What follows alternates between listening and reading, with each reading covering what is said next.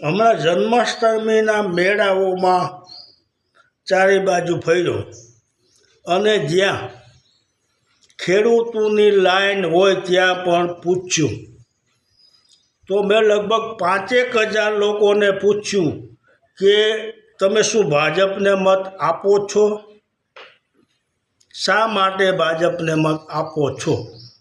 તો આ 5 જણામાંથી ફક્ત 60 જણાએ એમ કહ્યું કે અમે ભાજપને મત આપીએ છીએ અને મોદી સાહેબ છે ત્યાં સુધી મત આપશું.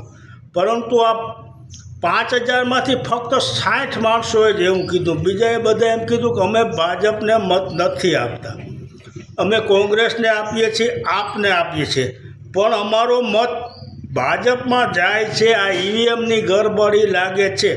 આવું લગભગ 5,000 લોકોએ કહ્યું.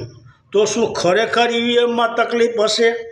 તો પબ્લિક કેમ વાંધો ઉઠાવતી નથી? વિરોધ પક્ષો કેમ વાંધો ઉઠાવતા નથી કે અમારે ઈવીએમ ન જોઈએ?